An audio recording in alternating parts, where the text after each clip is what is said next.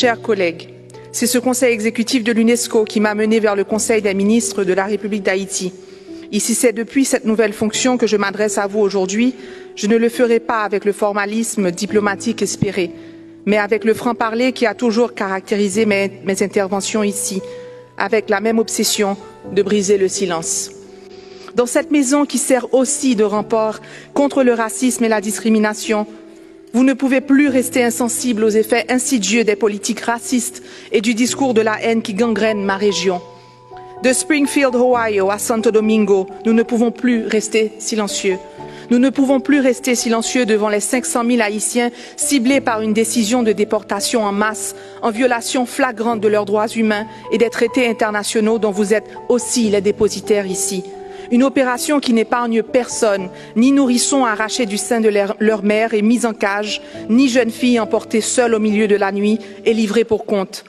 Je représente le tiers d'une île que certains voudraient amputer, comme pour redessiner une frontière en césarienne, expulser un corps que l'on souhaite rejeter, chasser cette diaspora ostracisée, déshumanisée, refoulée par les horizons nouveaux où elle avait pourtant espéré se reconstruire.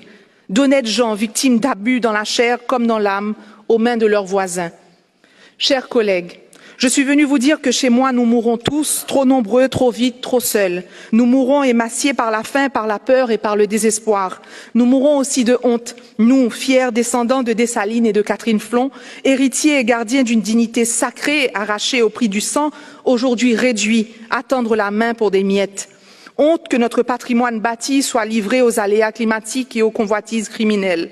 Et que jusqu'au symbole ultime de notre identité, la citadelle Henri, site de patrimoine mondial, fasse aujourd'hui l'objet de vols et de vandalisme.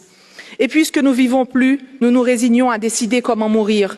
Nous avons, sans thérapie, réconcilié avec le béton qui nous avait enterrés en 2010.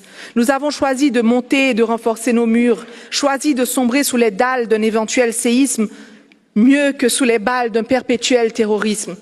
Je viens d'un coin des Amériques qui s'efface dans l'indifférence du monde, un naufrage annoncé mais pourtant ignoré, une catastrophe pour laquelle il ne semble y avoir ni ligne budgétaire, ni secours dans les cahiers de l'international. Alors qu'ici nous cherchons à sauver des îles qui disparaissent sous l'effet du changement climatique, que faisons-nous pour celles qui croulent sous la barbarie?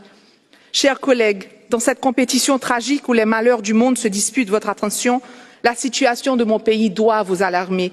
Je vous exhorte à rapporter à vos capitales qu'un petit pays, autrefois grand, a aujourd'hui de grands problèmes qui pourraient, avec votre aide, devenir petits. Je vous exhorte à adhérer au plan d'action de soutien à la transition élaboré par le secrétariat de l'UNESCO en partenariat avec Haïti et pour lequel je remercie la directrice générale. Vu de loin, le plus grand risque réputationnel auquel fait face l'organisation n'est pas le silence face à des attaques à caractère personnel, ni la chasse au scandale à l'interne, mais plutôt dans notre silence face aux urgences qui nous obligent à l'externe. Je vous exhorte donc à ne pas vous complaire à participer à une cérémonie de commémoration en l'honneur des victimes de notre inaction collective, ni à vous résoudre à une minute de silence en mémoire du prochain massacre qui aura lieu chez moi.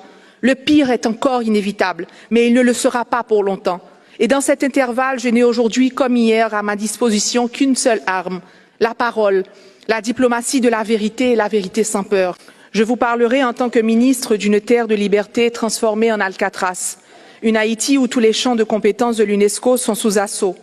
Au-delà des menaces existentielles de l'éducation, la culture et les sciences, c'est le secteur de l'information, pilier de toute société démocratique qui est ébranlé.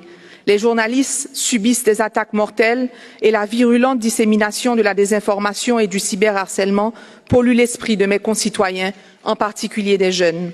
Je suis venue vous dire qu'au-delà d'une composante humanitaire tragique où 700 000 déplacés internes errent dans des limbes d'incertitude, craignant ne plus revoir leur maison, leur quartier, qu'en décombres ou en songe, ce sont des établissements scolaires qui leur font usage de refuge, hypothéquant davantage une nouvelle année académique pour des milliers d'apprenants. Vous racontez une capitale où les trottoirs sont tapissés de livres scolaires, attendant des mains qui n'existent plus. Des enfants, jadis porteurs d'espoir, aujourd'hui happés par les gangs, et devenus l'espace d'un ciment, victimes et bourreaux, tour à tour, vigies de gangs, brûleurs de cadavres, contraints par l'autophagie de leurs tripes à choisir entre leur innocence et leur survie. Dans mon pays, théâtre d'un combat entre l'éducation et la faim, c'est la violence qui l'emporte. Vous confiez que tout mon peuple, plus de 12 millions d'âmes, est pris en otage par 2000 bandits, que 6 millions de mes compatriotes vivent en insécurité alimentaire et que s'accélère le spectre de la famine, la première de l'hémisphère. Que les filles et les femmes sont encore et toujours en première ligne des ravages des bandes armées, qu'entre janvier et mai de cette année, plus de 4000 vies ont été dévastées par la violence basée sur le genre. Excellence, il y a 2 jours à Washington, j'ai invité 600 femmes à ne jamais garder le silence face aux injustices. Je vous formulerai ici le même appel. Je vous implore de ne plus détourner le regard de mon pays. Ce bain de sang que nous voyons se profiler peut et doit être évité. Ne rien faire, ne rien dire ferait de vous comme de moi des complices de l'inacceptable, des co-auteurs de nouveaux jamais plus. Chez moi, chaque nuit est une loterie de carnage où la vie perd sans cesse. Ici, dans cette salle, j'entends encore les cris de plus de 117 innocents massacrés le 3 octobre dernier. Leur dernier sourire, leur dernier baiser, leur dernier espoir nous hanteront longtemps si leur mémoire ne nous propulse pas à l'action. Si nous permettons que ces enfants, ces femmes, ces hommes arrachés à la vie, à l'amour, à leurs rêves, s'ajoutent en vain au macabre panthéon de l'insécurité. Car chez moi, l'heure n'est plus au silence. Merci, merci en pile, Aïe Bobo.